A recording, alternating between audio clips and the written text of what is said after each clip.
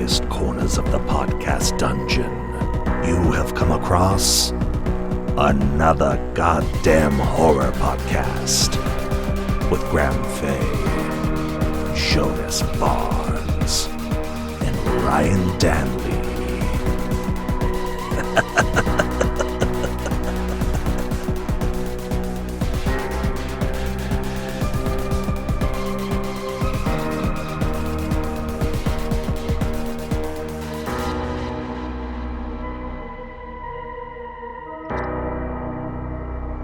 Welcome, everybody, to another goddamn horror podcast.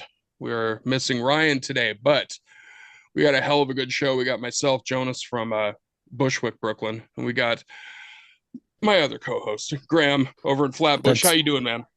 I'm doing okay. I took a nap yesterday from like 3. I went down at 3. I was like, I'm gonna take an hour nap, and I woke up at 8. And so my whole fucking everything's pretty fucked up right now. Yeah. That's talent. I'm telling you. Yeah. It's the power nap that turns into a whole fucking night of sleep. You're just like, all right, cool. It's the morning again. That's great. Yeah. And that voice that you just heard is our fucking amazing guest, man. I'm super happy that you came onto the show. You guys might remember him or know him as Baron Corbin from the WWE, but we have Tom Pestock on the show. How you doing, man? Yeah. Life is good. Yeah, if you've watched wrestling the last 13 years, you probably hated me. Here we are. Let's go. Unless you're in Paris, right? So that's the weird place. That's the black hole of wrestling for me. Hated you when you showed up on NXT. Thank you. 100%.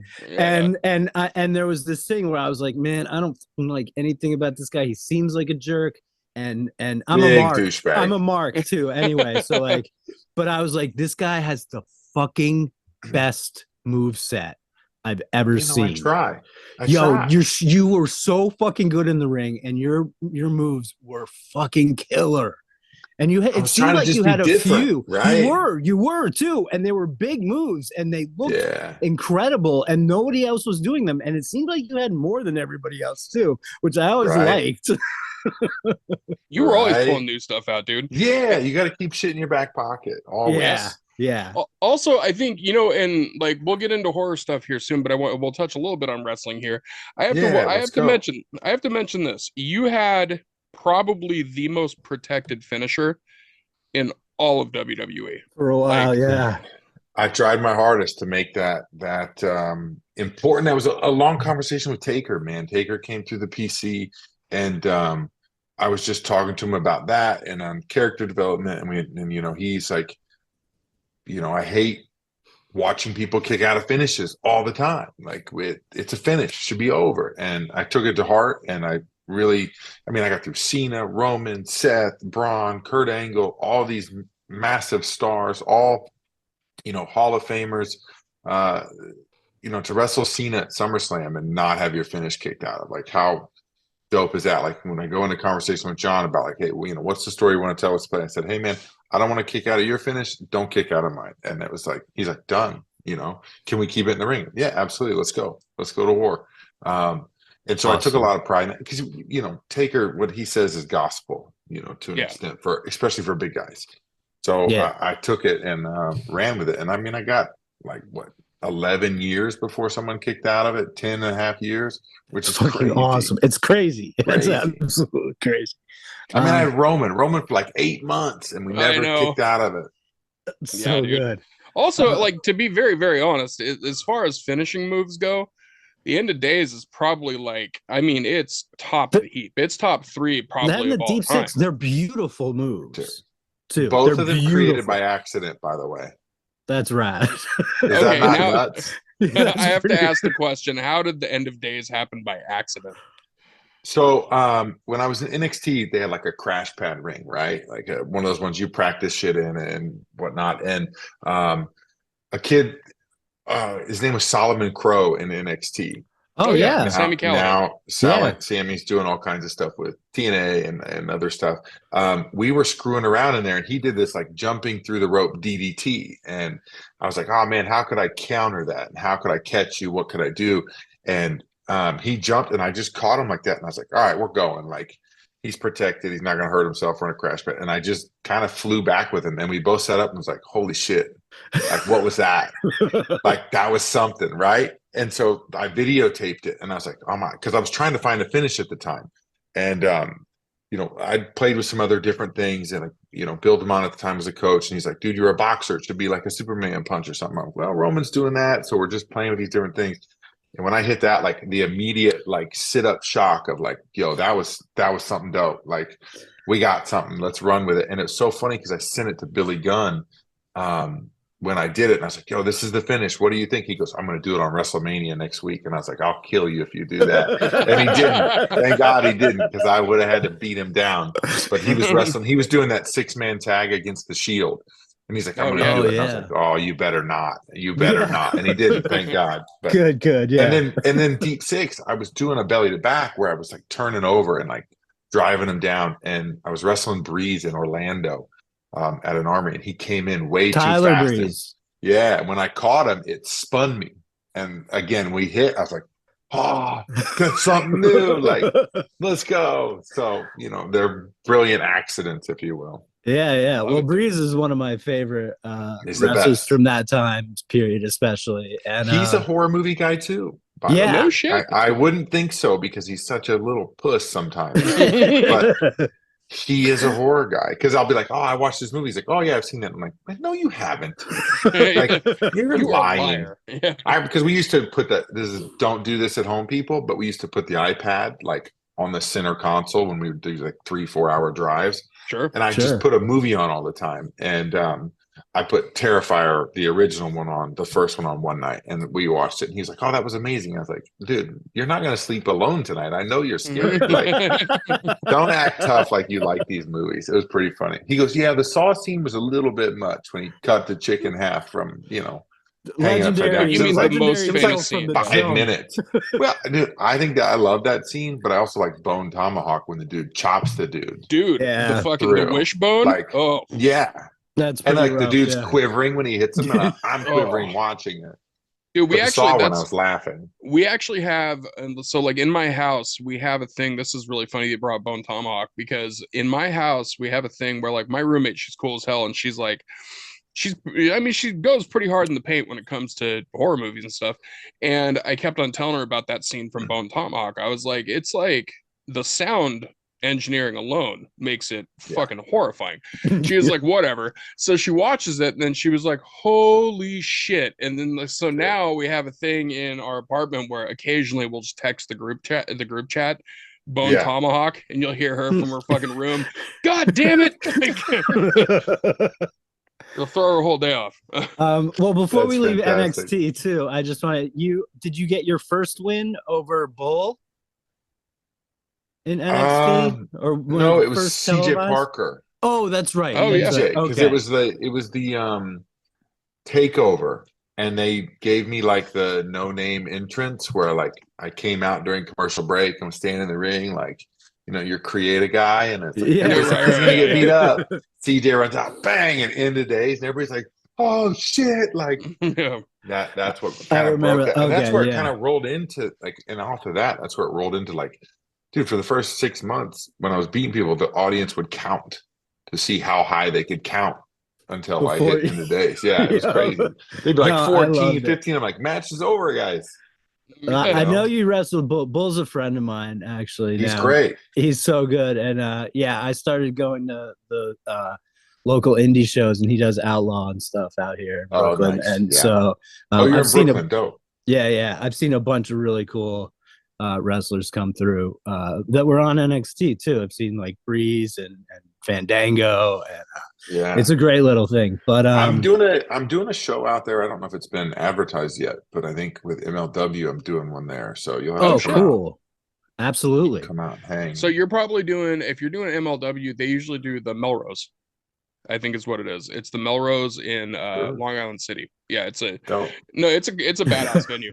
It's like, it's weird too, because when you look at it, it looks like it's like it's called the Melrose Ballroom, I think is what it's called. But it straight up looks like a place that you would throw a wedding in. But the way that MLW sets it up it looks fucking awesome. Like they do great Pretty every cool. time. So, First indie That's show cool. I saw was at BB King's in Times Square. oh shit.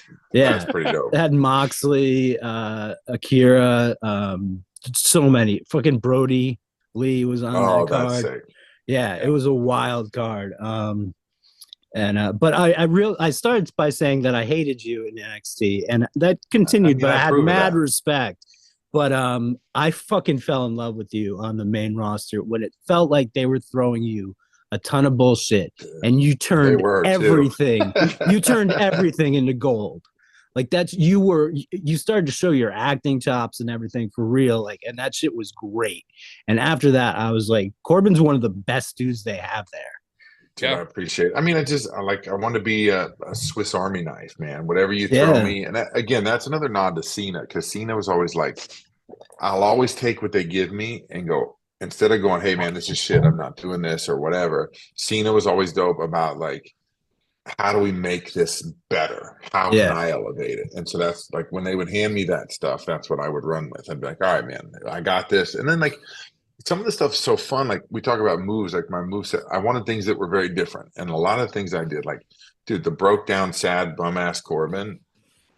I bet there's 2 guys on the main roster that could have pulled that off, or would have tried as hard as I did to pull it off. And so I took a lot of pride in that. The fact that I just don't think a lot of guys would do that. They would think it was beneath them, And I was like, no, let's run with this. Like, this is fun. You fucking nailed it. I mean, my wife was just so talking about. My wife was like, "I liked Happy Corbin," and I was like, "Why?" And she's like, "Because I wanted Corbin to be happy." That means she was invested. No, that was also that's perfect. I want to say this though, because like what you did with the sad Corbin one was you pulled a Paul Heyman, and I mean that in the sense that like you really dove into that character. You grew your hair out, you let the beard go. I mean, like the whole thing. Like it's kind of like what Heyman did with the whole Roman and Bloodline thing, where he let his hair go gray again. He didn't shave. I'm gonna say you learned that from me. Yeah, that's what it is right there. So I want to talk about this because now we're gonna blend a little bit of the horror and wrestling here, because I listened to the Chris Van Vliet podcast. Saw that. Shout out to to Chris. He fucking rules. Yes, he's the man, dude. He really is. And what you said on there is that Baron Corbin is dead. That character, he is. It's done. He's dead. It's gone. Dead character. If I ever come back to WWE, I'm bringing Bishop Dyer. I'm just saying that. That's what I was going to say, man. The new name, the Nomad Bishop Dyer. It's really good. Yeah, dude. Right? It really hits. Kiss. Yeah, it hits. And we went from a Baron, now we're upgrading to Bishop. Plus, again, aliens. You got Bishop. Like it's got a lot of little, like we said, horror nods to it. And then dire wolves they just shred people in so many movies. So we had to kick it to the OG Lone Wolf stuff too. Like it's it's a tribute to that as well. And then the Nomad, like just a wanderer. Like what? Like just go wherever you're gonna go. Take people out, do your thing.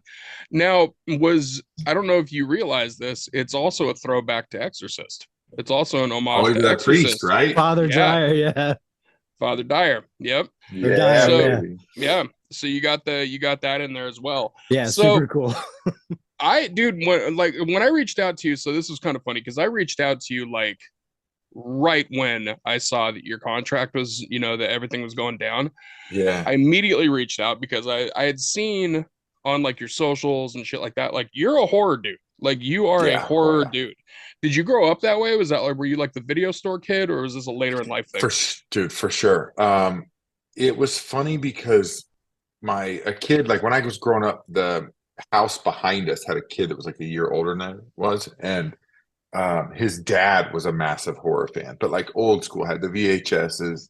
And then like when it went to DVD, he like built out a theater. But he was also like the young, cool dad, like that probably wasn't the best parent in the sense like that. Yeah. So we would go over there and I'd stay the night over there and he would put on, like, I remember being a kid, like I'm talking, I couldn't have been more than 10, and we're watching Freddy Krueger. We're watching Friday the 13th. We're watching Candyman jacked me up as a kid. Like especially the opening scene, you know, in the bathroom with a kid. I'm like, you know, like when you're 10, 11, 12, and you physically can't say that into the mirror, like it's legitimately something that scares you. And that's what got me hooked. And then, you know, growing up, getting into some of the stuff like, you know, I like the classics. I like, you know, The Birds is one of my favorite all-time horror movies. Hell Because yeah. I like just things like that, like, dude, we're just talking a bunch of crows and they're plucking people's eyeballs out. Like, let's Yeah. go. Like, this is party time. So, Terrifying. yeah, always. I mean, you know, every Halloween I was either Freddy Krueger or Jason or Michael Myers or Candyman. Like, my legs now are covered in tattoos from horror movies, and Hell yeah. they're just fun, man. They've always been like, now every once in a while I'm like 40 days in a row I've watched a horror movie. I need to watch a comedy, you know, For like, sure. otherwise my dreams start going real weird. And like, then I'm like, man, like I'm looking at my kids and they're looking at me. I'm like, are my kids plotting on me? Like, the stuff with kids is always the scariest. Village of the Damned style, just like, oh shit. Yeah. Children of the Corn, bro. Let's Yeah, go. yeah. Oh, Like, the original Children yeah, of the but Corn is one of the best. dude, it's so. But kids are terrifying. Like, there's one Terrifying. night, we're watching. I have a 5-year-old daughter and a 3-year-old daughter, and my 5-year-old daughter sleepwalks and kind of talks in her sleep and laughs in her sleep. It's really creepy. But like one night, I was like, "Who is she talking to?" So I like go over to her room, open the door, and she's standing like face to face with her wall, having a conversation. I was like, "Nah, not gonna mess with that." Just shut the door. I told my wife, I was like, "Hey, go check on that kid." Just talking to the wall. I'm The not older getting my one's getting eyes weird clawed again. out. Yeah. It's being real weird. My wife sleeps and laughs too. It's the creepiest thing ever. You're like, what is? And you just like look over and she's laughing, dead asleep. I'm like, that's not good, Dude, No, that's a little scary. I've had somebody right? I've had somebody next to me before, like, you know, in previous relationships. I've had a person that was straight up like talking, eyes open, in their sleep, having a whole ass conversation. And I'm like, I told them in the morning, I was like, what the fuck were you talking about last night? And they were like, what do you mean? And I told them everything. They were like, that's something I got to bring up with the doctor, because that's not, I didn't know that was a thing. I'm like, yeah, dude, scared the shit out of me. I didn't But sleep then for the rest of the I night. start thinking too, like, is there a movie behind this? Like, has there ever been a horror movie with someone who just kills people while they sleepwalk? I don't think there has. I mean, because like, that could be awesome, especially if it's like a kid that's just like so Yeah. doing people funny. in while they're asleep. Yeah, dude. Yeah. The only one that I can think of that's even close to that is Malignant. And that's because she kind of goes into that sleep mode when the thing, her vestigial twin, takes over. But like, as far as like a full-on sleepwalking slasher, like, I don't think that's been done. Yeah, I really don't think so. it has. I take care of kids. Paranormal Activity is weird when they're sleeping, but it's obviously an entity that's screwing with them. But Right. Yeah. like, yo, that scene when dude's sleeping, the girl's just standing at the edge of the bed. I'm like, no. Like, No. Don't like that. Bitch, you're on your own. I'm out. No, Like, that's sorry. I'm breaking up with you. because of the ghost in the house. I told one of my friends, I was talking to my friends about this. She was looking for horror comedies, because like that's one thing I do like about horror, because you can have that big gauntlet where you do watch like 40 nights in a row of like fucked up horror, and then all of a sudden you're like, okay, I gotta brighten it up a little bit with like some Tucker and Dale versus Evil, or something like that. One of my favorites of all time. Oh, dude. It's like the epitome of horror comedy.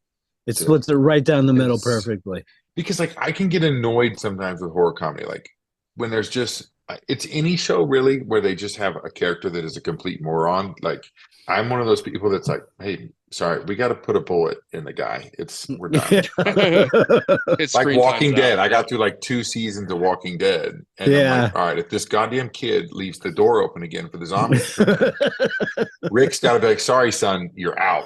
Like at some point, we got to cut our losses. Yeah, but like Shaun of the Dead. I love the big dude in Shaun of the Dead. But like when his phone rings outside, I was like, I'm done. I can't.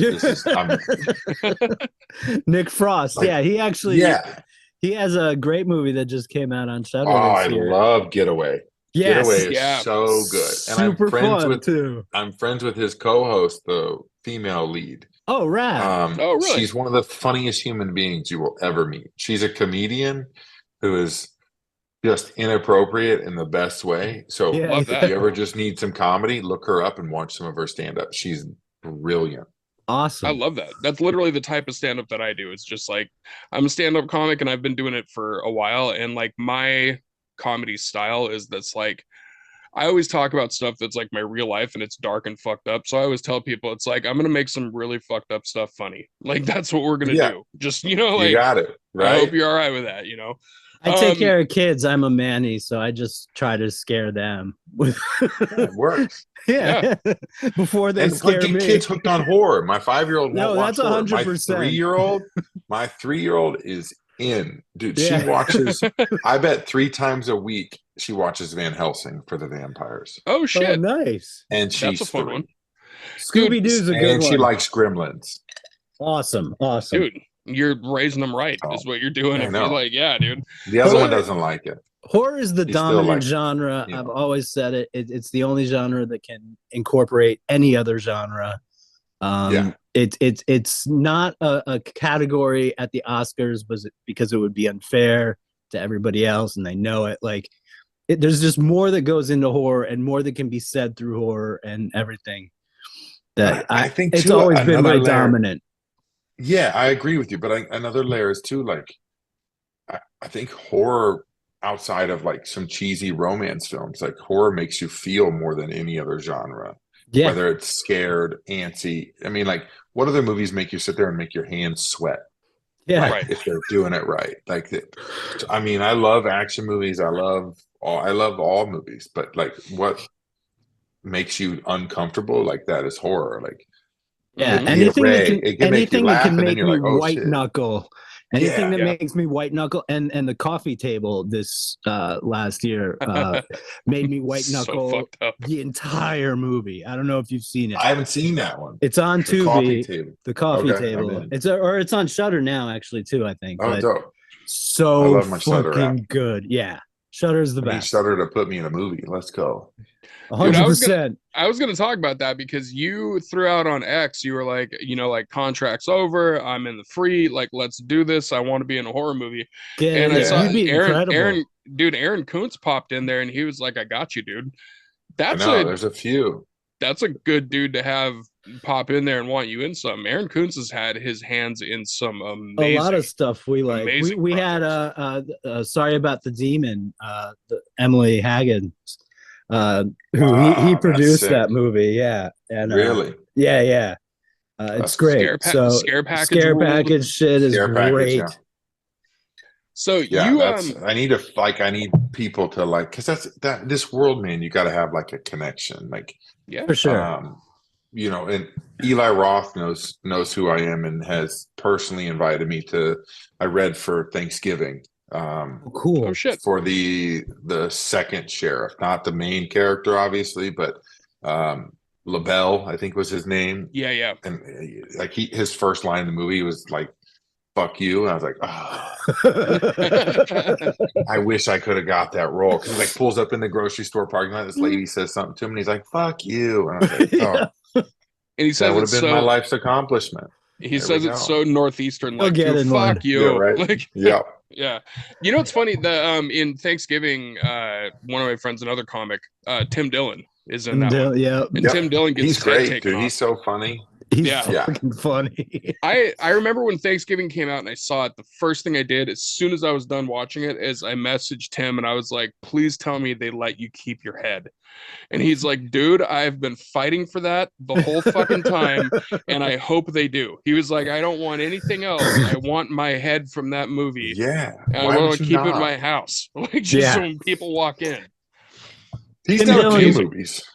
Yeah, he's done a few things. Tim, he used to. I was friends with him from here in the comedy scene because I worked the door at a couple shows, and I got to meet him. And he was one of the funniest dudes, especially on Facebook at the time. This is like 15, maybe 10 years ago, and he used to just tell stories about, because he was in New York. He was one of those the tour bus, Yeah.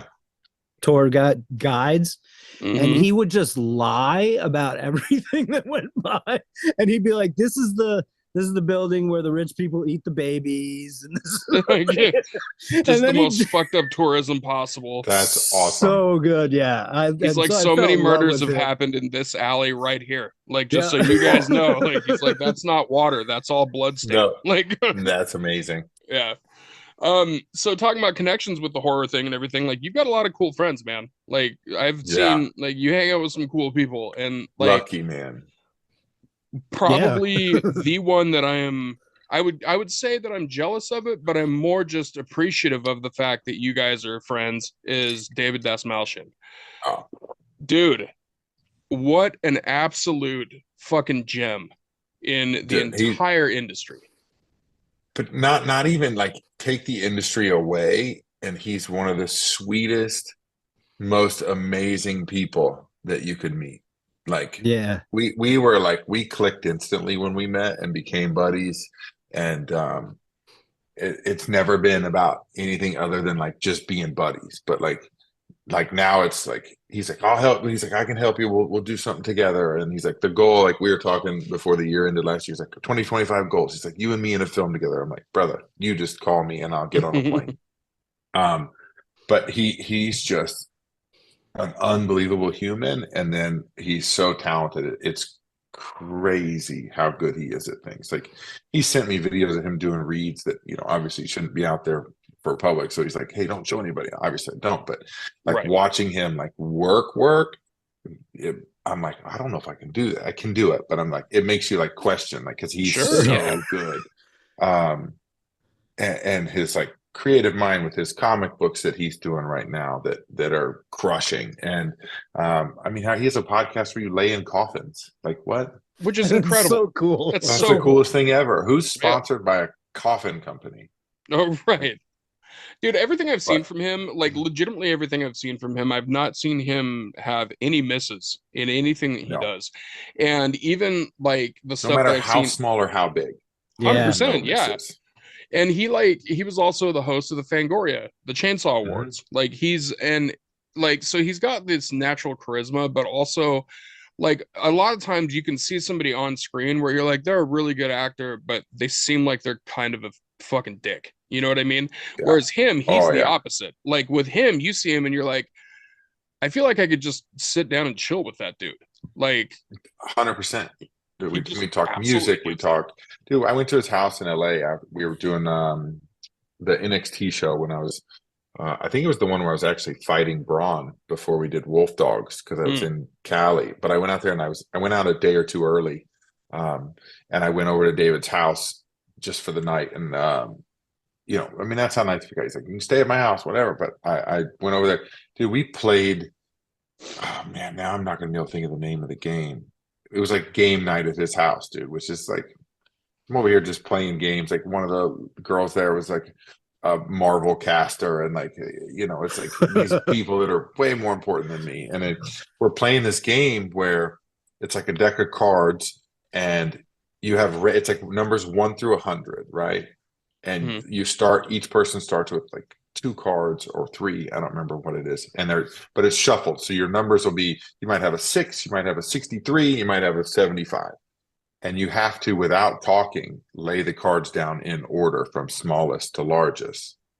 Oh. So like, if you're holding a 1, obviously you put it down real quick before somebody else. And then like, if I have a 7 and you have a 12 and you have an 18, we're all kind of, without talking, we're like trying to like communicate with our minds here to figure out who can play the next. And like, we got to like 10 cards each when we were playing. There was like 6 of us playing. It was like that's just the type of guy he is. It's like, it was fun. Went over and just played this mind game, and I was like blown away. Super rad.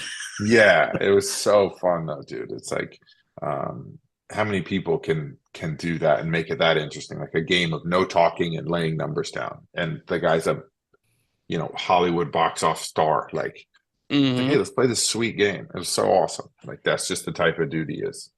Yeah, late night like, with the devil was just a fucking killer.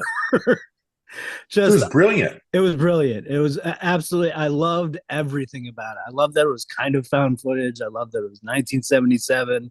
I loved just the ending was perfect. Like, and he and it left you with questions. Left you questions, and it absolutely, like, you could feel him like irradiating off the screen. It was so good.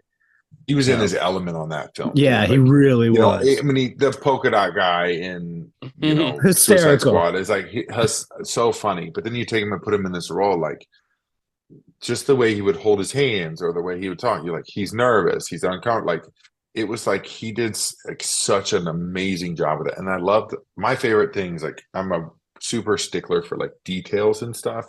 Mhm. And if things don't make sense that irritate me, unless it's like a horrible thing, like I always attribute my favorite movie era of all times, Anaconda, when the boat's backing up and the waterfall's going up and not down. That's awesome. But like everything they did fit the time period, the clothes, the set, the people in the audience, like it hit all cylinders for me. It was so good because it drives me 100%. nuts when they don't do little things correctly. It's the same as like, it's like, why do they get the most unathletic people to play like athletic roles and they throw a football? Like, you're like, all right, I'm out. Like, You're like, that doesn't fit. That doesn't fit at all. Yeah. Yeah. Well, and I think like also one of the things that's like cool about David is that he like when he does something, it sticks out in the movie that he's doing. So even if he has a small part, like we were talking, The Dark Knight is one of my favorite movies of all time. But his part in that movie, I never forget his part. Never, and even though it's small, but it's like it's small, but it's impactful, and like just his performance and delivery on that, it's just like, how the fuck is this guy not like mega famous? And now he's at the point where he's famous, but like this dude should be drowning in scripts. I mean, he's like, this is what I think is really fucking cool about it is that he's doing DC movies and also fucking indie horror. Like, if you're gonna keep your foot in both worlds, then hands or hats off or whatever. Like that's fucking awesome to me because the one thing I really hate because I prefer indie horror over anything studio. Agreed. I will watch all the studio ones and I will give credit where credit's due all the time. I loved a bunch of big studio movies from last year, but the actors that or directors especially that leave after doing incredible horror movies in the indie scene and then go on to do these big budget things, I always like hurt a little inside. And the people that keep their foot in while making that money too, I'm 100% for. Because you can tell where their heart is. Like Samara Weaving's another good one. She's a huge star, but she'll keep doing indie films, horror. So, and it's funny how many actors like go back to those, even when they can still cut like big budget films. They like to go back and I don't know. I'm the same as you. It's the same as like if a band is, you love seeing this underground rock band or metal band, and then all of a sudden they're on the radio and they change, and you're just kind of like, I get it, but damn. I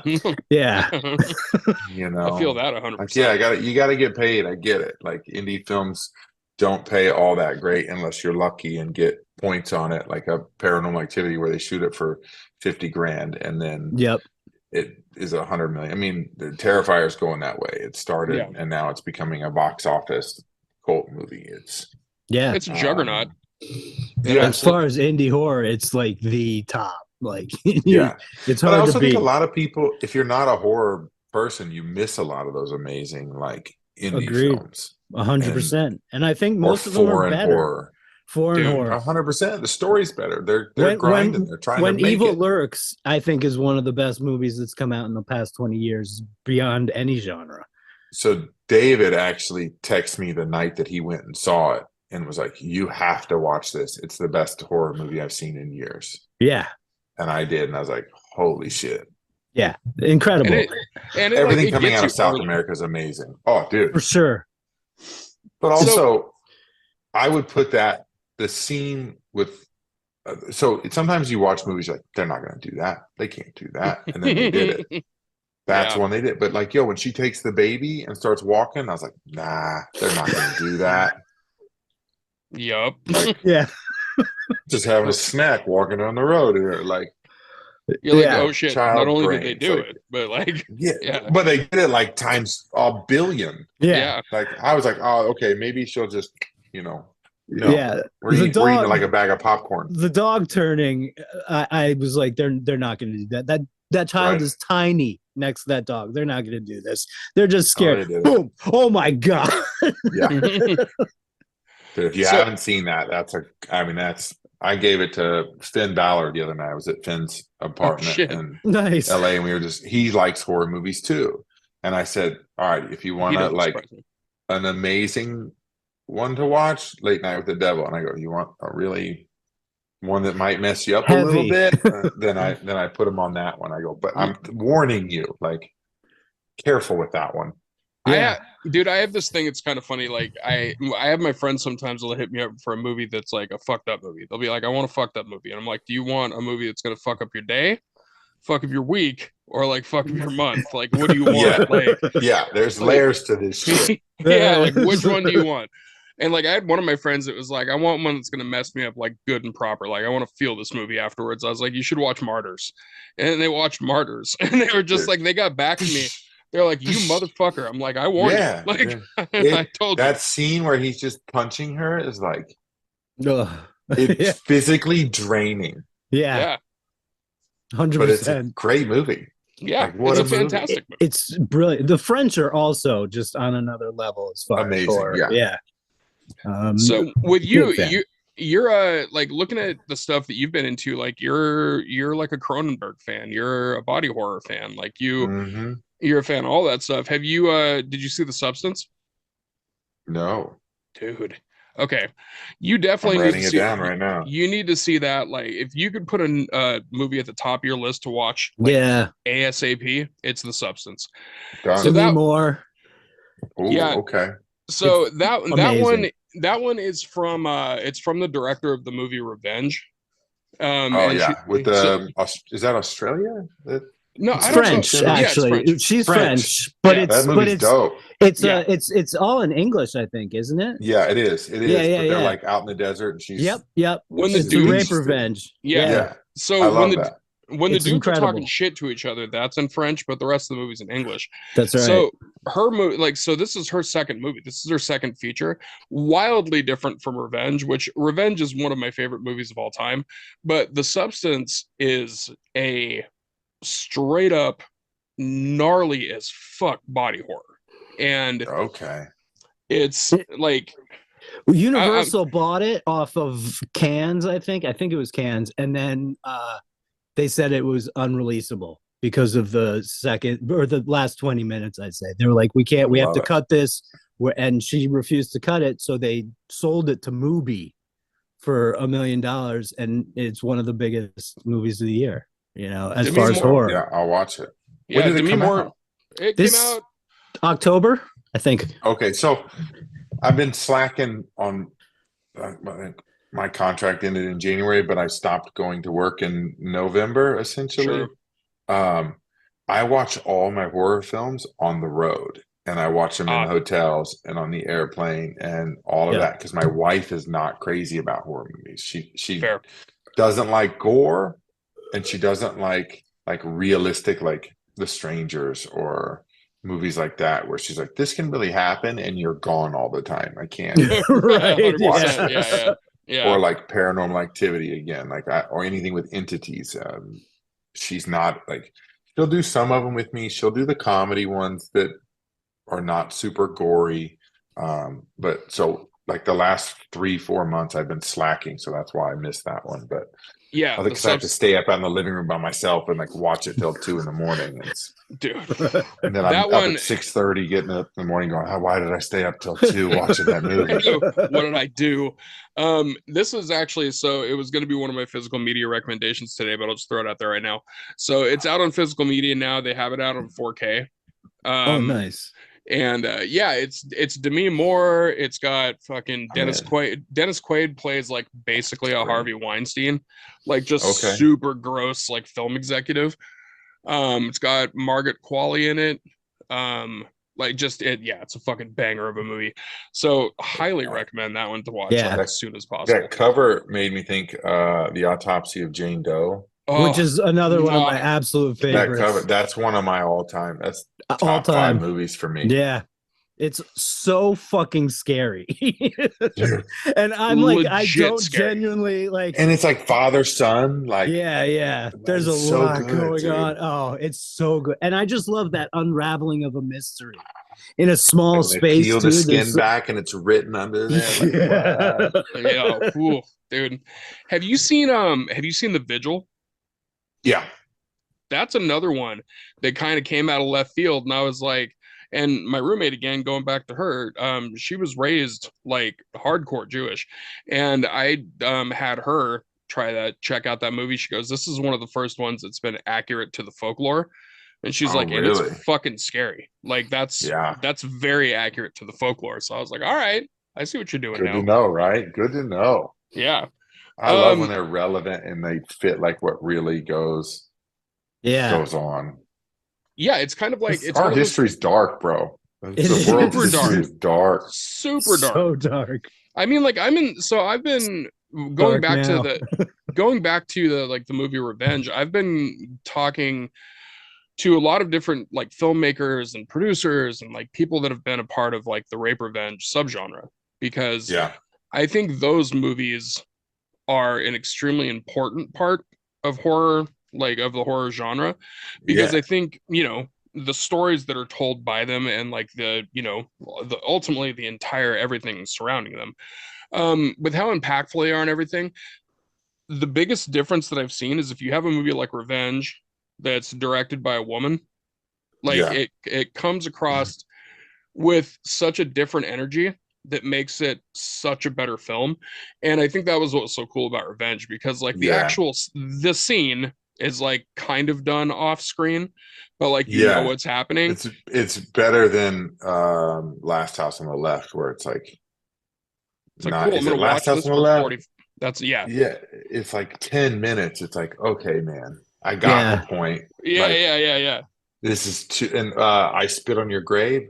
Yeah, dude. Another one that's like, well, it's that's not, like a 40-minute scene where it's just like, Jesus, it's too much. It's not, too much. Yeah, I don't need that. I like recently. I love the revenge of it all, but this is too much. Well, a good recommendation. Then Bystanders just came out. Yeah, I think you can rent that on pretty much anything. But that's a rape revenge where it treats the rape very delicately, and then the revenge is like 80% of the movie. Like they get it out of the way, and then they do the flip. That's and then a great way to do it. Yeah, and it's fucking awesome. So I mean, I like any revenge movies. I can't. Now that I have kids, like I think I'm Liam Neeson, and I'm gonna like, if something ever happened, everybody dies, which is not the reality of it. Right. I'd be like, I'm gonna find you. Okay, how do I find them? I'm not sure. I don't have those skills. So I struggle to watch movies with like kids now. After that, understood. but like, so I haven't watched like Black Phone, because that's like a kid abduction movie. Because I'm like, dude, I'm burning every house down. Like everybody's all of them. me. Yeah. But I love, like, that's why that genre is so good, because like I can stomach that to get to the revenge. Whereas exactly. There's a movie I want to specifically suggest to you then, because like, you know, with you being a father and everything, and also with you liking revenge films, this is a movie that I think a lot of people haven't seen. It's called Death Sentence, and it's Kevin Bacon is the main star. Great. And it literally is one of those movies where it's like something happens to his son in like the first 20 minutes of the movie. The rest of the movie is, I'm gonna kill every fucking one of you. And he's just a dad. Like, he does not have any special skills. He's like, I'm gonna get these weapons, I'm gonna go find you. I don't care if you beat the shit out of me, I'm killing every one of you. Like, and I think it's James Wan's first movie. So dude, it's so good. I'll watch it. I love him in Stir of Echoes. Incredible. Yeah. It's one, I love that movie. Like the fingernail scene, and I watched that real young. That movie jacked me up a little bit. Cause I was like, yo, what if there's bodies in our wall? You're either gonna get that one, you're either gonna get the Stir of Echoes thing, or you're gonna get the thing like The Boy, where it's just like a fully grown dude that just walks out of the wall. You're like, I don't like that. I don't like that at all. I'll fuck him up though. Yeah, it's like I don't like that even a little bit. I live in Florida. We got no rules. That is That's true. right. You guys are quite lawless That's down true. there. If I were you'd get back in the wall, buddy. Yeah, we are fully armed, I promise. I have a question for you. So, People like, under the you're stairs. So I'm just bouncing all over here. I got people on the walls, people under the stairs. What a movie. So I want to ask you this because I don't think Graham knows this story, but I heard the story and watched you tell this. So maybe if you could, since it is a horror podcast, tell us your Blumhouse story. Oh, yeah. I mean, I felt like a complete dipshit. It's a fun story. It's a funny story. So, Travis Kelce invited me to the Chiefs game to sit in his box, right? And we get there, and obviously Taylor's there, so everybody's going crazy that Taylor's there. But the whole time, too, I'll elaborate more on it because we are in a horror podcast. But like, I see this one guy who kind of sticks out of everybody, and it's like, man, that guy's sticking out like crazy because it's all Travis's buddies and then bodyguard for Taylor, and like it's like not a crew that this guy fits in. And like we probably stick out too. I'm like a gigantic human being, and I got my brother and my uncle with me, and the game's over and we're up talking, and this guy's standing next to me, and Travis is talking, and Travis is telling me, oh, he's a horror guy. And he's like, oh, you are? I'm like, yeah, I love horror movies. So he's like, well, what horror movies? And so I rattle off a few, and I was like, well, what about you? And he's like, yeah, we're in the industry.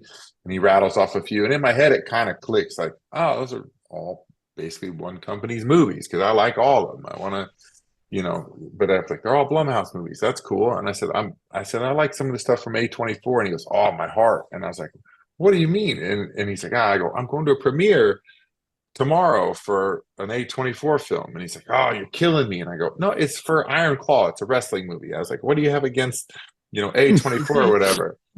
And he's like, keeps like hinting. And he's like, and then finally he introduces himself, and he's like, yeah, Blum. And I was like, oh no. Blumhouse? Yeah. Like and that, Jason like, Blum. All right. Oh. I was like, he's never gonna put me in a movie now. Like, it was so funny though, because like I'm really bad about that stuff. Period. Like it's hard to tie faces to names. For sure. I'd never seen him, and also too, like, dude, I've walked by people in the mall that are wearing my T-shirt and don't click because when it's out of context, it's hard to put those together. Yeah. Sometimes. It's like, oh God, I just felt like an asshole. And I was like, I'm so sorry. Like, and he's like, no, not a big deal. Da, da, da, da. And then, but I love your movies like, too, I promise. I do. Yeah. And, they've got some great classics, and some of the stuff they're putting out now is really interesting. And they're doing, they're doing a remake of something. What is it? Well, because I know they just did. But they did like Get Out and stuff too, right? Yeah, but I just saw they're doing a remake of. It's not. They're not doing a new Anaconda movie. Oh, that would be cool though. That actually, I can't remember who's doing it. I know there is going to be one of those, and also like Blumhouse. There is. I talked to Paul Rudd about it, and I was like, shit. "You have to let me get eaten by a snake because it's one of my favorite movies." Hell yes, that would be Paul Rudd cool. And Paul Rudd and fucking Jack Black. I think are actually they're gonna. Oh my god, dude! Which he broke down the synopsis of the movie. It's gonna be amazing. I love that. By the way, it's just. I'm me... looking up right now what that movie is. They're remaking. It's supposed to be super dope. The Anaconda thing kind of reminds me when I first heard that Cocaine Bear was coming out, and I'm like, I don't even give a fuck what that movie's about. I just want to go see that movie. Then I saw it, and I was like, that was perfect. Like, yeah, it was perfect. So good. It hit everything I needed. Yeah. So good. The fact that they were like, why are you guys scared? Because there's a fucking bear and he's been doing fucking cocaine. And I'm like, all right. The kid's doing cocaine at the beginning, like 10 minutes into the movie is fucking. Dude, you're right.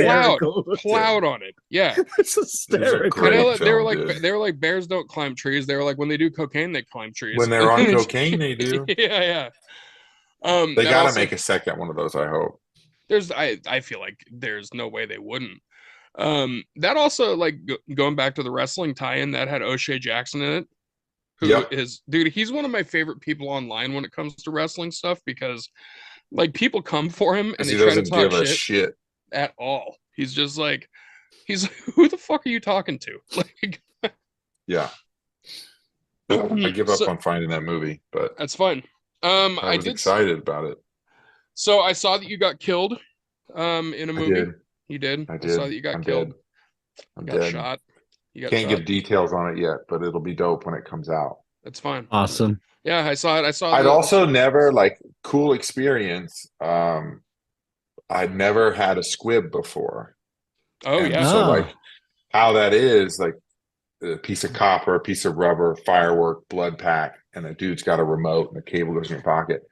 But I had it up here because that's where I was taking the first shot, and I had never been hit by one before or knew what to expect or anything. And he kind of gave me a tap. He's like, it'll feel like this. And poked me in the chest real hard. I was like, cool. But then, like, the scene, I'm looking down as it get hit. Dude, it felt like someone punched me in the face. I was like, bang! I went down, and I was like crawling, and I was like, blood is dripping, and I go, I really hope that's not my actual face. Like, it was kind of surreal, and like I was in it because, like, and it's just dripping, and I was like, oh, and I was like, okay, there's no hole in my face because my face was way too close to that thing going off. So then the next time we shot it, I was like, not happening again. What's over there? Yeah. Do I look weird doing this? Because that sucks. I'm sure, dude. Well, and like I think also I've seen behind the scenes stuff where I've seen squibs go off, but I think like it being that close to your face, yeah, like that's kind of scary in and of itself, because you don't know how hard that thing's gonna pop. You know? Yeah, I had no clue. The funny thing too is I was like, hey man, I've never had one. He's like, really? And I'm like, yeah, really? Like, you want to hit me with a steel chair? That's what I do. Yeah. Used to the steel chair, man. Yeah. I also saw that you're filming a movie in Portugal at the end of the year too, right? That's the plan, man. So on a horror podcast, I was talking about Mutant Blast. Have you ever seen that? Oh, yes. Like a trauma film. Yeah. It's just absurd when the squirrels fighting a guy or lobsters fighting a guy on the beach at the end. Fuck yeah. I love it. I love movies that are just absurd like that. Absolutely. The guy who wrote and directed that has written and directed a new film. And the coolest thing is he reached out on behalf of a buddy of mine in California that used to do a horror podcast. He doesn't do it anymore. But he reached out to him and was like, hey, remember when you had Corbin on and he talked about movies? Like, do you think he'd do a cameo in this new one? And he's like, I'll ask him. And so he linked me up with an email with him. And I was like, hey, man, I'm not under contract anymore. I'll do whatever you want to do. And he's like, wait, I can give you a real role? And I was like, yes. He goes, done. Dude. And I read the script and I was like, this is the one I want. He goes, that's exactly what I was thinking about for you. And so he's trying to do the funding right now. Raise the money to shoot it, and they're going to shoot it in Portugal, and it's going to be in Portuguese with English subtitles. But the script is dope. It's fun. It's a slasher with like an old school vibe to it, with a cool little twist in it that most people won't see coming. And so it's going to be super fun. I hope the fundraising goes well for him, and we get to knock it out. Yeah, it'll be an indie film. Like, it can go one of two ways. It can be like, it's an indie film, it is what it is, or it can blow up. And I think, this one has potential to do really well because it just kind of, like I said, it's a nod to the 80s movies, and it fits really well with that. But it also has some of its absurdities, which I love. I love absurd. I absolutely love that. Who doesn't? Really do. Like, Psycho Gorman is one of my favorites. Oh, dude, I was getting my back tattooed, finishing up my back, and we watched Psycho Gorman while I was getting tattooed. I was like, "This, what a classic, dude!" It's a classic right off the bat. Yeah, so day one. I'm gonna bring up the email that I sent you, because I know that, like, obviously you've been busy as shit from everything you're doing. But I'm gonna bring up the email that I'm really not doing much at all. Let's be honest. I've taken like 5 bookings that are coming up. You're a girl dad. You fucking you're cooking meat every day. Like, yes. By the way, okay. Question on that. I'm also doing jujitsu like 4 days a week. I saw that too. Compete a lot more. You're rolling on mats. Choke fuckers out. Let's go. Yeah. Which is the best way. I have a question for you. I'll put you on the spot a little bit on this one for the meat thing. All right. I'm not scared. Overrated, underrated. What's an overrated and underrated cut of meat? Tomahawk's so overrated, it's not funny. Like, Fully it's agree all with for that. the gram, and I do it for the gram too. Like, no, but if you go to a restaurant and order a tomahawk, you're a moron. Like, it's just You're not you're wrong. gonna spend $150 or $200 on a steak. You just get a ribeye, bro. It's the same Yeah. thing. It's the same cut. It just doesn't have a giant bone on it. Like, what are we Just not doing? as fancy looking. Yeah, and just, you want to see every asshole in the restaurant looking at them bring you a big tomahawk over? Like, I don't care. Yeah. Like, Waste your money. underrated hanger steak. Yes. Thank All you. right. Fuck yeah, dude. Most people don't know that. I tell people, man, That's so just cut, baby. I used to be a sous chef, and I always tell people, they're like, what's the best cut of steak for me to get relatively on a budget? I'm like, dude, hanger every time. All day. Dude, Skirts got too popular and got expensive. I would have said skirt steak, but nobody knows. Hanger's got that earthiness to it. It's tender. I put it with romesco sauce, and we're off and running, baby. dude. Fuck yeah. Absolutely. So, dude, that's fucking perfect. Because like the hanger, it's so funny with the hanger cut because I even tell this to like people in stores when they're looking around. I'll just tell them straight up. I'm like, grab the hanger before the butcher does. Like they will take it home at the end of the night. And I love my favorite is like there's so many dipshits on social media that are doing like cooking videos and stuff and like got no shirt on or whatever it is. For sure. But if you ever see one like with I'm a cooking hanger all steak, this stuff next to a creek. Like, yeah. No, you're not, bro. Like, you know how much work it was to haul that shit out there? Like, just cook it at home. yeah. Or like, I don't know, there's a lot of people do dumb stuff, but every hanger video you ever watch, hanger steak, when a guy on Instagram wants to be cool, he's like, here's a fun fact. There's only one on every cow ever. Like, that's my favorite thing about the hanger steak is everybody has to fill you in on that knowledge that there's only one on a cow where everything else there's two of. Yeah. Idiots. Like tongues. So Yeah, 100%. There's only one tongue on this cow. Just one. Like, so when I sent you an email, I sent you an email with some film lists, and because, like I said, I know you got shit going on, so we already ran a couple of them. The Substance you haven't seen yet, which is totally fine. I get it. Definitely watch it. I'm gonna throw another couple at you that we didn't. I might throw it on tonight. You honestly, my wife will be sleeping, so it's phenomenal. So have you seen the Street Trash sequel / remake? No. Did you like the original? I haven't seen the original.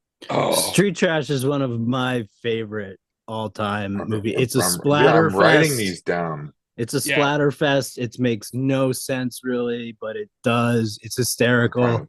It's where like melting, like body melting came from, kind of. Yeah, so it's like all the stuff where like when they grab their face, they're like it's all everything goofy. slips off. Yeah. I'm in. Yeah. So the 80s one, the 80s one is dope, and then the remake is also really cool. The remake is like spruced up. It's not even a remake, it's kind of like a spiritual sequel. Directed by the guy that did Fried Barry, if you saw that. Okay. Yeah, which is cool. So we already talked about The Substance. We already hit When Evil Lurks. Late Night with the Devil, obviously. Psycho Gorman, that was one that I threw at you. The Vigil. Green Room. Oh, I love that movie. Like when we were talking before, when you were like, we'll have you throw out your underrated picks. Green Room was number one on my list to be like, I forgot you put it on this list. And the box cutter scene to me is like, I love that scene so much in that movie. And the whole movie is so good. It really is. Like, I'm a giant fan of the director, basically everything he's done.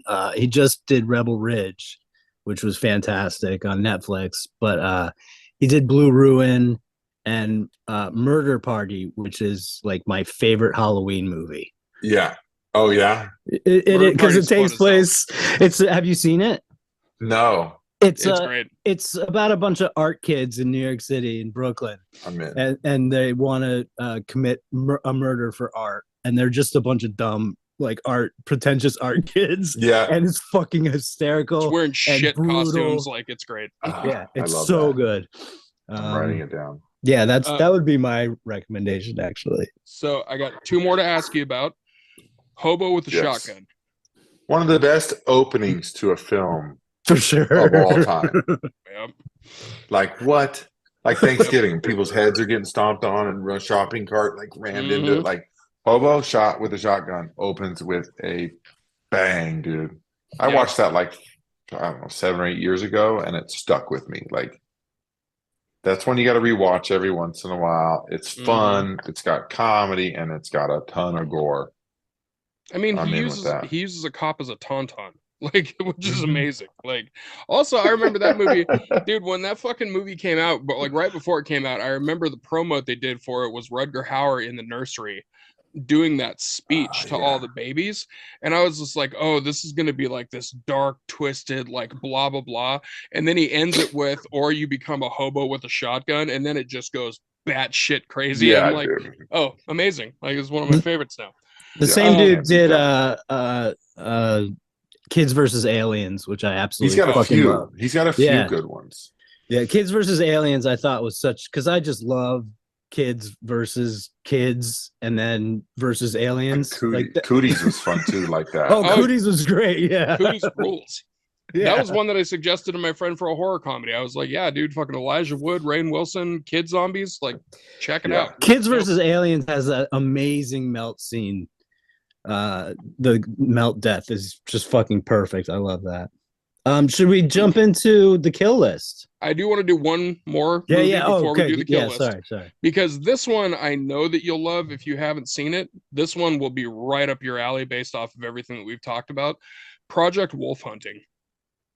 No. Dude. Oh, Korean. It's like it's a Korean horror film that takes place in a container ship, and it's like a mixture of like Predator and Con Air, but like on a it's like all the ship. worst violent criminals on a container ship that turn on the authority of the container ship, and then there's basically something in the hull down in the that's not going to let anybody have a good day.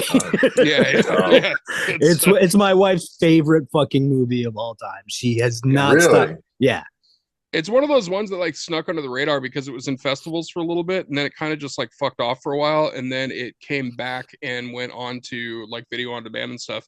And now it's on screen. It's on Screenbox, and then you can also just like rent it. Now it's I think straight on to Prime.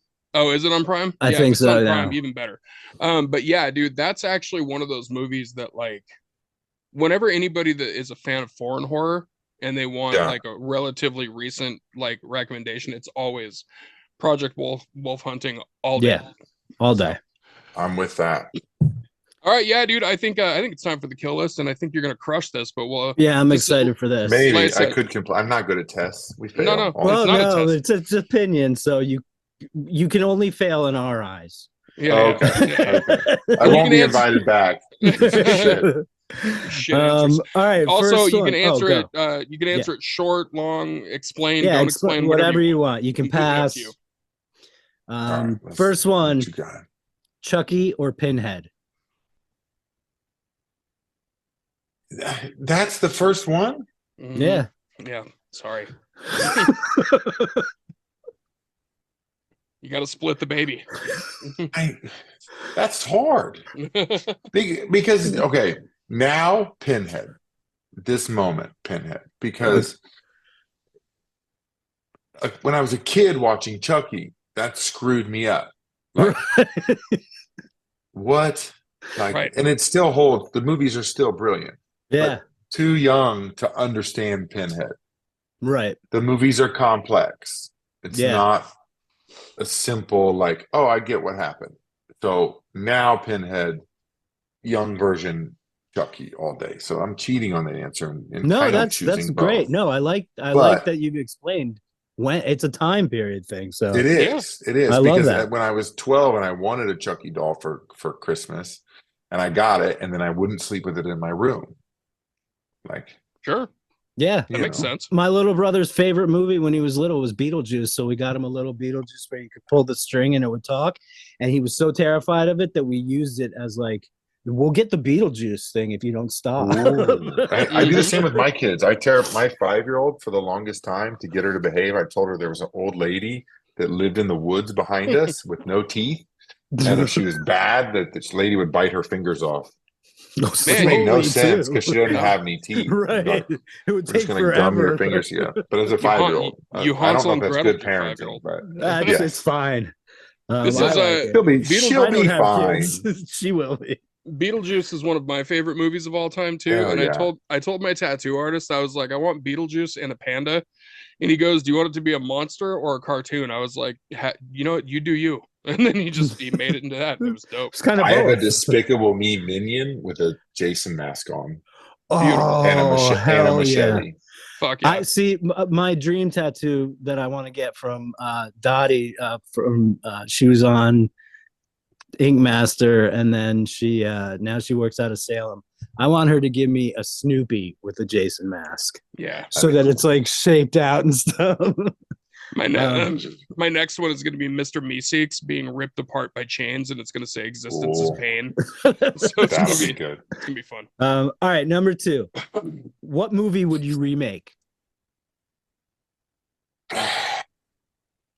Could be anything. I know. That's why I'm putting my brain to work here. Yeah, Because normally I we hate appreciate it. remakes. We talk about Pinhead. That Hellraiser remake was trash. I loved it. I'm a big remake guy, actually. I think I didn't especially watch with- the remake of Candyman because Candyman's my favorite movie of all time, and I Good. refused to watch the remake. That's fair. I really like that too. I love it's the a very Evil Dead different movie, remake. but yeah. I loved The Thing and Thing The was Fly. great. The Thing remake. I have a Thing Sci-fi tattoo. sci-fi remakes are generally The great. Fly, fantastic. Yeah, The Fly. But what would I remake? I'm gonna do a funky one here. Okay. Let's hear it. I would take Mars Attacks and turn it into live action horror. Ooh. I like it. I like alien movies, fourth kind, Signs. I like alien movies. Me too. In my other room over there, I have a giant like Mars Attacks poster that someone did out of like foil, so it's shiny. Oh, It's cool. super Nice. dope. That's like a cartoony horror, but like imagine that like being like the aliens being like Vicious. Yeah. Not like just saying more "Ah, like ah, live. kids." Yeah. Yeah. Like there's like only like 10 human actors in it. Although it is funny when they switch the dog's head with the. You That could would be definitely fun. I do would a make cool, that, like- scary thing. Yeah, that's what I'm saying. I would turn it into like more of a horror. I like it. Because You would give it- I can't touch any of the classics. I can't do it. I wouldn't want it. Fair. It's too much pressure. It's totally Maybe fair. remake Stir of Echoes because that movie was dope and it kind of I think was ahead of its time a little bit. We talked about that one earlier. I love Definitely that agree movie. with that. No, that's I a like fantastic answer. You can't touch the Children of the Corn. You can't touch They tried. People Under the Stairs. You can't touch. You're not They gonna do are doing Signs People again. Under You're the not- Stairs. Gremlins. I know, but it's gonna be trash. It's tough. It's tough to remake those classics. I mean, if you're most of the people nowadays haven't seen those movies, so I guess it will be. They'll be like, "Oh man, did you hear about this new movie out?" You know. I'm always willing to give somebody else's set of eyes and mind a shot through a story I like. So Yeah. that's why So, I think I'm pretty Explain to me open. how you liked the new Hellraiser because I wanted the main I thought it character was- to die more than anybody. Which I don't think is really that off from most of the Hellraisers. Like you kind of want. I would have killed her if I could have. Right.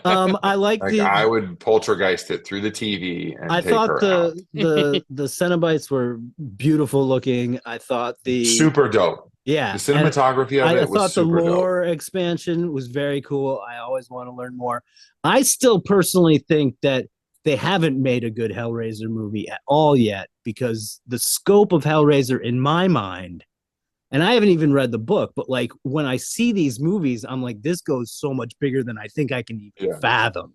That's what I'm saying. Like it's tough. It's You gotta hard, really yeah. comprehend those movies. Yeah, 100%. All right, number 3. If you could erase one movie from existence, what would it be? Erase one from existence. It doesn't Just like have a to be horror. Thanos snap. Just boom, it's gone. Yeah, these are tough questions. This is also our most passed on question, by the way. It I'm is. not gonna pass. We I'm get a not lot of scared. artists that refuse to kill other I knew you wouldn't. which is punk out. fair. I'm just But, saying. Remake or a movie that I would erase. I'm thinking there's a lot of movies out there, man. that don't deserve it. While you're thinking about that, I want you to look at this real quick. If you don't have this, if you're a physical media dude and you don't have this, That's the one to get. dude, this is one of the best physical media releases that I've ever bought. And it's called the Hellraiser Quartet of Torment. Okay. And it's the first 4 movies. So it's also got the work print of Hellraiser Bloodline, which makes it a Ooh. infinitely better movie. Okay. I'm with that. Okay. If I'm gonna say I was not a fan of it, the newest one, It Part 2 remake. I could erase the remakes of It. I love that guy as an actor, though. He is phenomenal from all the American Horror Skarsgård. Stories. What's the movie he just did that's so dope? He did Barbarian, which was amazing. What a movie. He did Nosferatu. He was Nosferatu, or he was With- Count Warlock. yeah. Just watched something with him in it. Villains. Oh no, it wasn't a good movie. I lied. The New Crow. Fucking Oh, yeah, that's yeah. right. The New Crow sucks. It has a great okay, finale. let's erase that bitch. Fuck Yeah. you, because the Crow's so good. Yeah. Sorry, Crow remake, you're out. And That's I fair. wanted it to be good because I love that dude. The For concept sure. was whatever, and it was like a cool little adaptation of like going through the ground into the whatever, and it's like, but he sucked. Yeah. Like, not he, the movie. Like, I mean, you can't mess with the original. It's one of my favorites of all time. I mean, Brandon Lee, R.I.P. dog. Like, what a movie! Like, Yeah. when he rolls over, he's like, "I think we broke her," and the girl's dead, and they pull out her eye and put it in a martini glass. Like, what? Right. Yeah. The new one's like was too like soft. Like, I wanted like he finally became a badass. It like took him 2 tries, bro. Right. If you're telling me I can't be hurt, well, shit's hitting the fan. Yeah. He said he like fucked it up and had to Can I get a redo? Right. I was when I reviewed that Gone. movie, I said the 2 biggest problems were, first off, was definitely the CGI. The CGI was atrocious. So bad. But also, what's her name? FKA Twigs, who I usually like. I was like, in that movie, she acted like she was on methadone for the entire movie. Like, Yeah. it just asleep. I'm like, oh, man. So did he at times, though. Yeah, he really did. At times, I was just like, God, It's like, Bill, you're so much better.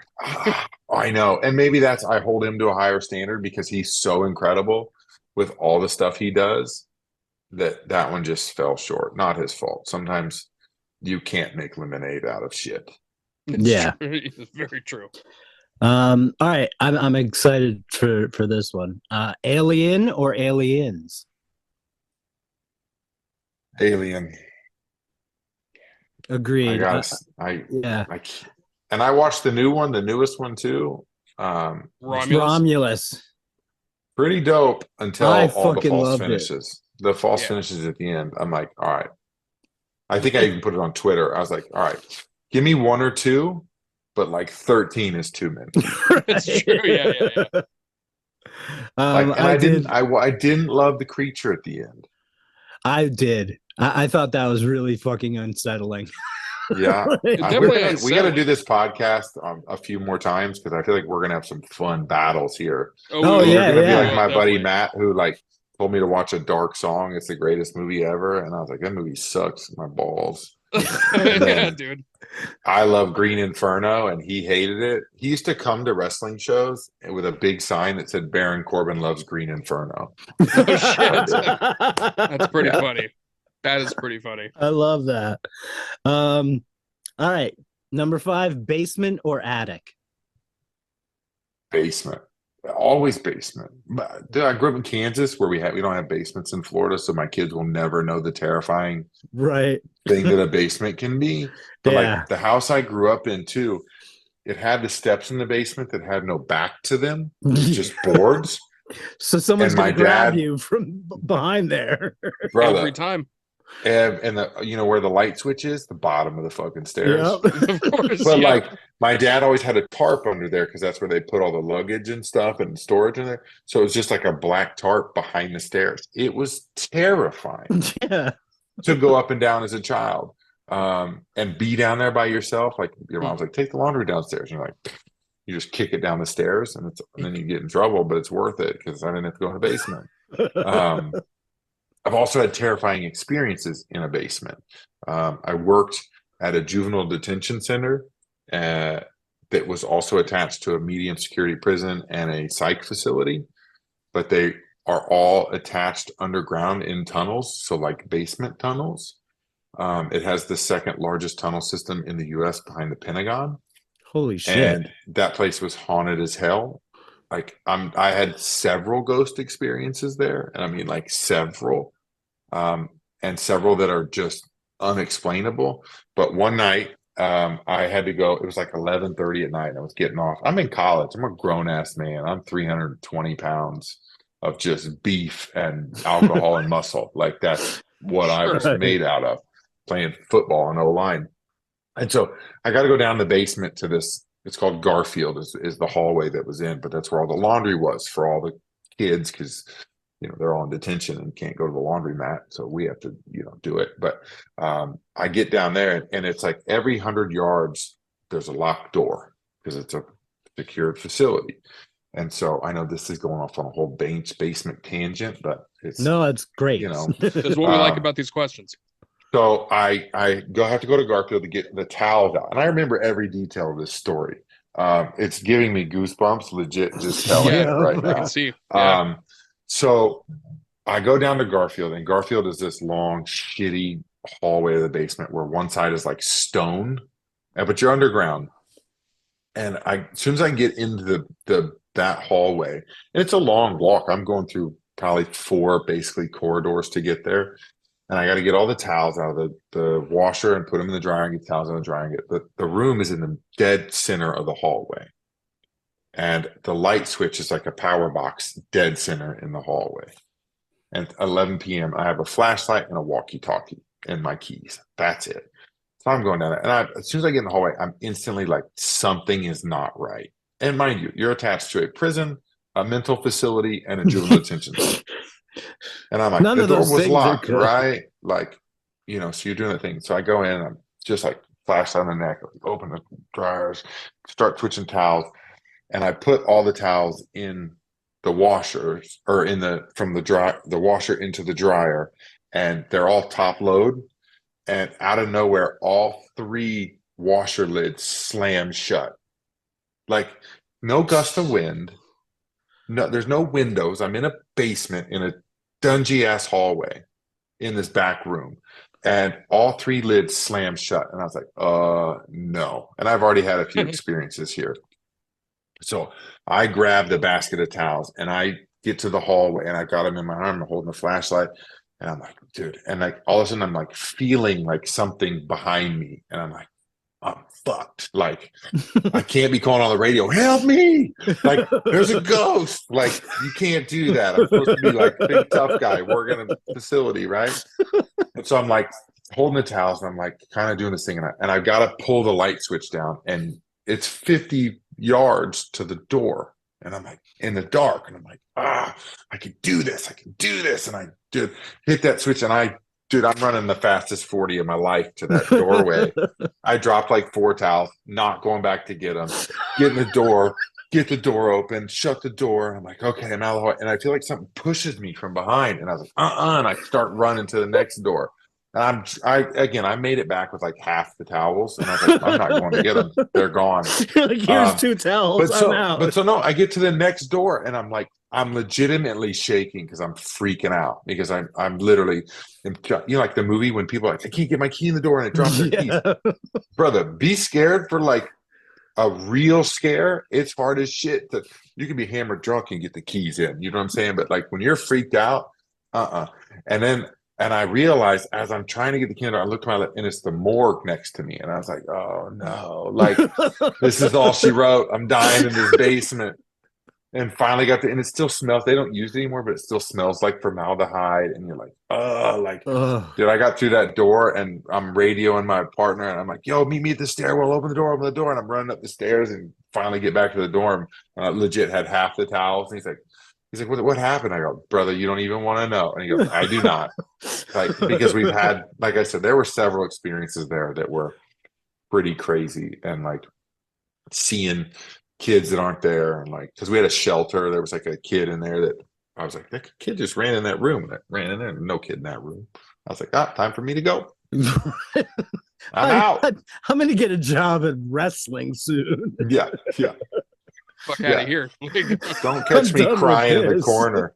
But like too, like I talked to some of my bosses there, and they would tell me stories of like crazy shit, because we had like 3 dorms, so it was like 3 stories. He's like, I had a kid outside the window one time, and I was like, I'm out. Like, this is crazy. That place was terrifying at night. That's an Terrifying. awesome story. And you couldn't tell the kids because it would scare the kids. The ghost hunters would show up and they'd run them off. So I had another one, just a real quick ghost story. Yeah. There was a room that had 4 kids in it, and one of them was a track athlete, because we allowed the kids to participate in high school sports because we had a school there, private facility, everything. And I'm sitting there, and we got to do like bed checks. I had 32 kids on my floor, and so you would go and randomly, you had to go every 15 minutes, but at a random time. So sometimes you'd go like 12-minute mark, you'd go pop in rooms, and you go at the 9-minute mark, trying to keep it random. But I'm sitting on the couch in the center of the hallway.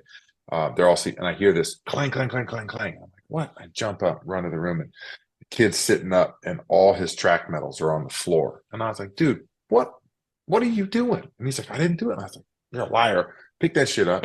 Get back in your bed. He picks up, puts it back. I walk out the room.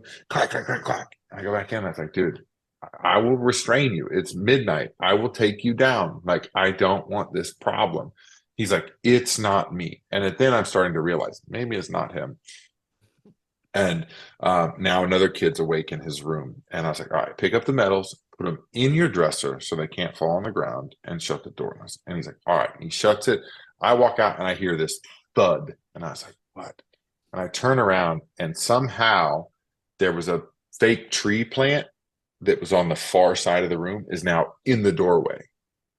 And I only made it out of the room like 3 steps. There's no physical way that kid, it was probably like 40 pounds, and this kid is like 13 or 12. There's no physical way that any of them could have got that plant and put it in the doorway like that in the 3 steps I'd taken. Yeah. And I was like, and I just kind of pulled it out of the room. I was like, he's pale white. And I was like, just go to sleep, guys. And I like pulled it out of the room, and I was like, called my boss. I was like, Joe, Jim, you got to come up here, bro. There's weird shit going on, and I need to go home. Like, I'm out. You're on. I'm calling, I'm tagging you in, bro. Good luck, kids. Yeah. See, now this is why I like horror movies. Yeah, I was like, hey guys, just go to sleep. You're right. We're gonna act like this didn't happen. Man, I would shit my entire neighborhood's pants if that happened. Absolutely not. But basements over attics all day. Yeah. I love attics make me think of Home Alone. Home Alone, he's in the attics having fun, good time. Yeah, you find like basements, you find like old Christmas lights and doll parts in an attic. You find maps to treasure and go on adventures. That's fun. True. Yeah, is that too? Yeah. I thought for sure the house that I was in college was haunted a little bit, this big house, but the basement, I wouldn't go down there. It had like a crawl space. And I was like, there's Blair Witch written all over that. Nope. Not even going down there. Nope. No. Especially when it's like in the basement. I'm like, I hope it doesn't go out to the outside, because now people would just, but it didn't. It was cemented in, but it was like the sketchiest crawl space of all time. I mean, except for one guy's crawl space. But yeah. That one dude really filled it up. Yeah. Okay, last one. It was a little funny down here. Favorite kill of all time? Oh, man. This is the loaded question. It's like music. Depends on the day, man. It's true. Um, That's a good. I like that. Not wrong. One, I'm gonna do two. Yeah. One Yep. we already spoke about, Bone Tomahawk. Yep. Yep. Dude getting chopped in half from the gooch down, and the way he sold it and everything. I love that kill a lot. The other kill, super fun kill, Gremlins when they hotwire the ladies Yes. thing up the stair, and the cops are sitting outside, and she comes flying out the window and crashes into the street. That's a 100%. great kill. That's a good. 100%. That's a great That's kill. such one of my favorite movies That's an of underrated all kill time. too. And that is, I'm For so sure. glad you brought up that kill because it's such a good For one too. sure. And it's violent. Like It that is. movie is like For really a dark. kids movie, essentially. Yeah, there's that, and then there's Phoebe Cates' whole monologue about her father's death is so Dude, fucked up in the middle so of this dark. movie. No, it comes out of nowhere. Yeah, Mhm. they're just walking down the street from one gremlin mishap to another. Yeah. That's That one of was the a good that's one of the one. it's one of the more fucked up movies that's like geared towards a younger audience too. Like the Yeah. only They only used to mo- always throw in weird, fucked up shit in kids' movies in like Yeah. the 80s. Yeah. So I loved it. the most fucked up directed to kids movie that I think I've ever seen though is still The Return to Oz. hmm Return to Oz That's is super a dark. straight up horror film. Like Yeah. without a question. You That fucking was- crushed it. That was an amazing kill list. I knew you Yes. would. It's hard. It's hard to think of a great kill though. There's so many good For ones. but sure. And I always That's just what remember that's what I was feeling now. I always just remember the last great one I saw. So I'm not a Yeah. great guest. The one that I always pick is from Hatchet. So Yeah. it's the one where he pulls her head open like a bear trap. Oh, And her yeah, fucking that's good. tongue swings out in the air. Because that one, like at first, it's like it's nasty and it's horrible, it's gross, it's like a super creative, like practical effects kill. But then when the tongue does the flapping, I'm like, now I'm laughing. Yeah. Like now you gave me a little ease up on that. But yeah, dude, you fucking And the crushed revenge those. kills, some of those when they get murked in those, they're always good. Those are always Yeah. the best. We always love those. Very cathartic. All right, So yeah. we're gonna jump into some recommendations, and Okay. so we'll go around the line. We'll go around here. I'll go. Graham will go, and then we'll end on you. And you can recommend literally anything you want. So, Okay. I will start off with in theaters. I'm gonna recommend going to see The Monkey because it fucking ruled. And I It's actually awesome. I actually got my hands on one of the That's one of cool. the monkey popcorn buckets. Did you get to see it? I saw like 30% of it so far. I'm in Yeah. though. So if you've seen 30% of it, you've already seen like 10 kills. It's one of those movies Yes. where just boom, So boom, many. boom. Yeah. So that one rules. And also on streaming, another new one, Companion, just came out on streaming. Oh, I want to see that. Yeah, that's the Sophie Thatcher and Jack Quaid one. It's fucking fantastic. Physical media wise, I already showed you guys the Substance one there that I had. This is one that just came in talking about revenge movies. This one is Francesca Eastwood's movie called MFA. And it's super cheap on like Amazon. You can find it for a lot of different places, but it's a rape revenge film where she gets attacked and then she's in her college. And she ends up nice. using her own attack as her college thesis. And she uses the actual real, like, predators as the subjects of the nice. thesis. And it's a really, really, really well done movie. So that's that. And then for music, I'm going to recommend The Pretty Wild, which is a female So fronted- dope. Yeah. What? Yeah, dude. I just found them. Like, I got another one that I'll do another female one for you after that. Fuck yeah. I just honestly I just heard him for the first time, like I want to say a week ago. And I watched the video for Sleepwalker, and Okay. whoa, dude, it's straight up horror themed. And the lead singer, both the vocalists are fantastic. They scream, they growl, they have clean vocals, they rap, they do just fucking really awesome if you're into deathcore. And a little bit of new metal on that as well. And that's what I got. Graham, what do you got? What do I have? I have for movies on Shudder is Spider One's Little Bites. It's about a woman who basically allows a demon to eat her alive It's fucking rad. I love pretty much all the Spider-One movies a lot. I'm watching right now. I'm only a few episodes in. I'm so late to the game, but I'm watching that German show Dark on Netflix. Oh And yeah. it's so fucking good. It's very complicated. It's like the amount of characters and like the time shifts and differences is you got to pay attention.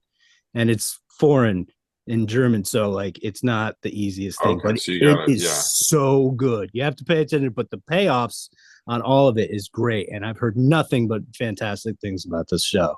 So, and I'm very excited. I'm about 4 episodes in, and it's fucking awesome. Music clipping has some new. They've got a new record coming out. That's David Diggs rap group, and it's fucking incredible. They have a song. If you don't know them, listen to "Nothing Is Safe." It's one of the scariest hip hop songs I've ever heard. Paris, Texas, also 2 hip hop guys. It's all based on horror. Like all of Yeah. clipping stuff is all it's all horror based. It's real So- great. Paris, Texas just dropped a new album called They Left Me with the Sword, I think. Let me just double check that. I don't want to get the name right or wrong. They Left Me with the Sword. Yep, that shit fucking rules. And if you want really fucking just horrible, angry, hardcore, the new God's Complex or God Complex is fucking awesome. And let's see, TV, I've been kind of leaving it up to my wife. So we're watching White Lotus and reality competition. Like Traders. Watch Traders. It's great. Murder mystery reality show bullshit. So that's it for me. All right, Tom, it's on you. What All do you right, got for my some turn. recommendations? Horror movies. I like the Creep tapes right now on Shudder. Yes. I love the original Creep. Creep 2 was so good, but Creep 2 dude, is I think arguably better. Arguably. They're It's right tough. down the middle for me, Yeah. I think. It's Yeah. really, Yeah. they're like a one piece of art. I think Creep 1 is better only because I didn't know what I was expecting. Yeah. Fair. Like I Totally think fair. it was one of those ones. And the Creep 2, I knew what I was getting, but the Creep tapes have been so fun. Mhm. And you talk about diving into a role. How many different characters he's kind of embodying in all of Yep. these. It's so good. And then it just makes me laugh. He gets naked in a lot of episodes. And it's just Yeah. like Creep 2, he's just letting her fly. That Yeah, entertains Creep me. 2, he was just like, all right, my dick's out. Like everything's Yeah. we're on the table. Swing it in a breeze, baby. Yeah, That's my yeah. life. I want to do that. We talked about Getaway. I thought that was super dope. New, Super rad. fun. Took a turn I kind of thought I was on the path of going, and then it went to an extreme, which was great. Yeah. There is an older movie, Summer of '84. If you haven't Oh, seen yeah. that one, Summer of super dope. '84 rules. And then there's one other one that I really had fun with, and it's got the kid from Saturday Night Live, the one that dated Ariana Grande. Pete Davidson. Oh yeah. Yeah, what's his new one? Bodies. Yeah, dude, it was fun. Yeah. Fucking It was awesome. entertaining. Super And I entertaining. love watching Super rad. those morons turn on each other. Yeah, because it that's was how it would so really go. Yeah. All day long. And it was gory. Yeah. It's And then it was- brutal. dude. It's fucked up. And the ending is just perfect. Dude, it couldn't have been done better.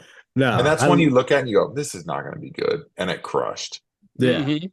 The It ending is funny crushed. too, because without spoiling it, but the ending is like kind of one of those record scratch things where it's like you're probably wondering how I got in this situation. Like, Yeah, for sure. And then my last movie recommendation, just because I've watched it like 10 times in the last 6 months, is Deadstream. oh yeah, dude. So good. Dude, So good. but like I appreciate it for the actual film it is as well. Not only is it entertaining, but it's like there's like 3 people in the movie. Yeah. Or Mhm. 4 people at most. And like how hard it is to film a movie like that with like essentially webcams and Yeah. GoPros, and like crushed it. Super Crushed it. entertaining, good jump scares, not overly done jump scares. Yeah. And even a couple where like, oh, this is gonna happen, and then it doesn't. Like I like when movies like that opposite effect now. Of like, Totally. oh, something's shutting the door, there's nothing behind it. and then there's always something behind it. Now it's like, I'm shutting the door. Well, there's nothing behind it. Like, I like that, like, anticipation, and then them not giving it to you. That shit was like Web Evil Dead too. Like, Yeah, it was dude. so Well, fun. I mean, because Evil Dead is incredible. It's one of the best. Just as far as like, I think the whole everything Evil Dead has touched. The director of the new one he's doing the movie I was trying to think of earlier. He's remaking something. Oh shit. Yeah. Fuck. What's his name? He did A Hole in the Ground too. He's Irish, I think. Yes, yeah, but he's doing a new film. Yeah, that I'm excited for. He's doing the new Evil Dead, and it's called Evil Dead. No, that's the. Is he doing another Evil Dead? Yeah. No, there's something else he's doing it too, though. Or I'm just totally making shit up here. No, I know exactly who you're talking about, and I'm trying to think of his Lee Cronin. Yes. Lee Cronin, yeah. Yeah. He's doing something new that I think is going to be super. He might be. I mean, he's a phenomenal filmmaker. Unbelievable. I follow him on the gram. I think he followed me back. I was like, I'm cool. You are cool. I always like it when that happens. We're like, I have my moments. Yeah. Let's see if it has. I loved not only the remake, the 2015 or 2013, whenever it came out, the like admittedly darker and like less funny. I love that remake, and I fucking loved Rises. I thought Rises was so good. It was really just awesome. I loved everything about it. We were talking about that on the show one time because we were like, Evil Dead Rise rules, and also he's redoing The Mummy. The Mummy's gonna be dope. Yes. One thing I liked about Evil Dead Rise is that like a lot of horror movies are afraid to kill kids, and Evil Dead Rise was like, no, we're actually gonna add a kid just to kill him. Added kids. Yeah. He just showed up in the hallway, and they're like, and now we're gonna kill that kid. Yeah. Say goodbye. So, you know, we're gonna throw him against a wall. It's what we're gonna do. Like, it's not even gonna be quick. We're just like, boom. See ya. Those are fucking great movies. So you also you have some other businesses though too, man. You got a coffee company. Where can people look that up? Tell us a little bit about the coffee. Yeah, man. I'm actually gonna bag some coffee when we get off here. I got all my coffee bags ready. I'm gonna want some of that. I'm a big coffee guy. I got you. Yeah, Open Air is my company. You can get it at openaircoffee.co. You can pick it up there, or go to my Instagram, Tom Pestock on Baron Corbin, and there's a link to the Instagram page, which has a link to the website. Then you can purchase through there. All single origin coffees. I got one blend. I import it all myself. I buy it from an importer. I roast it. I bag it. I ship it. Hell yeah. Good shit. I take a lot of pride in it. So it's super dope. Yeah. I mean, that's what's eating up a little bit of my time right now. But I was going to tell you a band while you threw out that band. Have you gotten to Anchor? ANKOR? Okay. They're super dope. This is Anchor. Oh shit. Okay. They look very. Oh, this looks rad. They're super dope, and it's honestly, heavy. Some of the best metal bands and like hardcore bands and stuff out right now are female fronted. Like Scowl fucking rules. Brat fucking rules. Like, Brat's one of my favorites. I like The Warning. The Warning. Oh yeah, The Warning is great. They're super dope, and they kind of just caught on. There's also another. There was a band there. I want to say, Graham, you might be able to correct me on this. I believe they're Indonesian, but it's Voice of Bassbrat. Yeah. And they're incredible. They're Indonesian girls. It's a whole girl band, and like they're in full traditional like Indonesian garb and everything when they're doing. They're playing like Deftones almost style stuff too. Cool. Fucking like really incredible. I got guitars on my walls behind me. I saw that. Yeah. I have no idea how to play them. I was in a lot of punk bands, and I would have been in a thrash band if I knew how to play guitar better.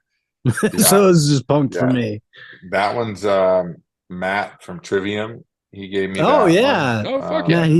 Buddy of mine. Yeah. He gave me his new black one. It's over here too. Nice. Then that one is Zach from Shinedown. Good buddy of mine gave me that one. I have one that's all covered in blood over here. That's from Chris from In This Moment. Yeah, dude. And so super dope. I got a That good was collection. one of the coolest entrances that I've seen in a long time in wrestling was Rhea and Chris. Yeah, Rhea that was Ripley dope. coming out with her right next to Chris during the entrance. That was cool as hell. Well, before Yeah, we that was wrap this real up, I dope. want to give a shout out to the Army of the Goddamn, our Our Patreon members. subscribers, Oh, they yeah. rule. Yeah, we got Michael, Hell Drew, yeah. Stephanie, Katie, Chris, Alan, Bacon Bits, Angela, Jasmine, Jason, Jake, Vivian, Ron, Kristen, Manny, Coleman, Jared, Michelle, and Brandon. We fucking love you. Thank you. Super jealous of the name Bacon Bits. That's actually a cat. Yeah, that's It's still, I'm wish I still would've thought of jealous that. too. Yeah. Yeah. I mean, if Yep. my parents named me Bacon Bits, I wouldn't be mad. No. You'd be like, I actually like this name. It's cool. Thank you. Yeah.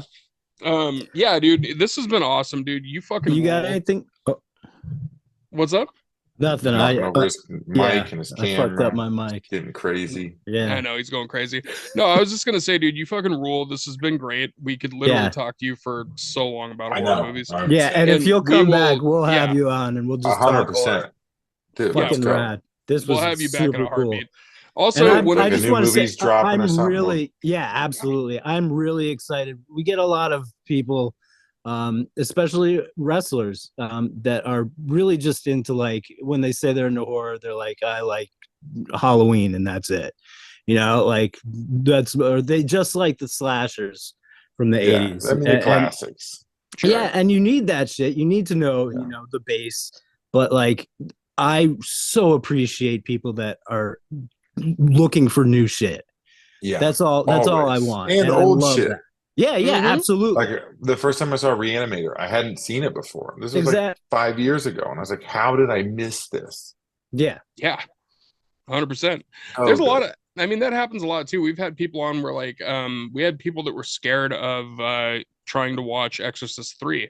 And I told them, I was like, that fucking movie's incredible. Like it's right up there with the first one. Like just watch it. And then they watch it and they're like, why did I fuck up on this? Like, yeah, dude.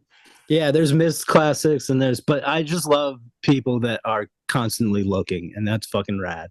And that Yeah. don't Yeah, just man. sit on the nostalgia. So huge props to And you. I'll give them all, like C-rate horror to Yeah, high dollar, no, high budget. I watched you were the new right there with Goosebumps us. just to see Yeah, it, you were 'cause I right was like, there with what? us for everything we brought up, and like, you know your shit, and that's always just such a rad thing for us. So I think you're gonna like Bystanders a lot when you end up watching that, because that one's like Yeah. I said, Dude, I have Project Wolf. I have Murder Project- Party, Death Sentence, Bystanders, The Substance, and Street Trash, all to watch. there you go. That's a good list. Good I list. made my list. Yeah. That's why these are my favorite to like do too, because like not everybody can catch everything. Yeah. Mm-hmm. And Ones also, like Summer '84 slipped through. Nobody knows how good that movie is. That movie is dope. it's Yep. a sleeper. Like it's 100% a sleeper. Like people don't realize how It's like good a it is. better version of Disturbia. Oh, that's a great way to put it. Because Disturbia also surprised me when I saw it the first time. I was like, I thought it was gonna be some teeny bopper bullshit, and then I was just like, Same. you get to that third act, and you're like, oh, all right, they're going for scary. Yeah. Like, all right, Yeah. got David Morrison there being creepy as fuck. Yes. Yeah, dude, this has been great. And like honestly, we love our army of the goddamn, but we also love everybody that listens. Ryan's usually the analytics guy, so he's the one that'll like run down all the countries and like make them fight each other for like listenership and stuff, which is I don't have all that information. We don't have the numbers, so we I'm just say we love everyone. Yeah, we do. We have people that listen to us in the Turks and Caicos Islands. Like, what the fuck Consistently, is that? Like, it's wild. crazy. Like, So so yeah, horror's big everywhere, bro. It is. it is. It's everywhere. It really is. People don't realize, like we were talking French film. People don't realize how amazing French films are. And they've been doing it for a horror. while. Italy Or South America. You want to get Mhm. uncomfortable? Watch some of that shit. 100%. Dude, anything from Gaspar Noé is gonna that's gonna test your limits every single time. Yeah, Every single time. that is a fact. But yeah, man, all of our people, we love all of you. You guys are fantastic. We need you here. So if you're going through any kind of shit, hit up me and Graham or Ryan. We'll talk to you about it. We don't have answers, but we have ears. We'll listen. You know, we want you here. So the world's kind of crazy right now. So if you have anything you want to talk to us about, please hit us up. In the meantime, enjoy horror. Check out Tom's stuff. Check out the coffee. Check out all of his work. See where the Bishop is going to show Yeah, up. come come see see him in New Russell. I'm York. floating. Yeah. I'll be in New York. I got LA. I got Toronto. I got somewhere Fuck else yeah. coming up. So many I'm, things, I'm man. the So nomad, baby. so I'm happy. floating. So I love happy it. that you're And I'll out be there on the killing road more too, so I can watch more horror movies. it. Hell Fuck yeah. dude. We're loving it. In the meantime, everybody, start some fires, break some glass. Y'all fucking rule. Thank you.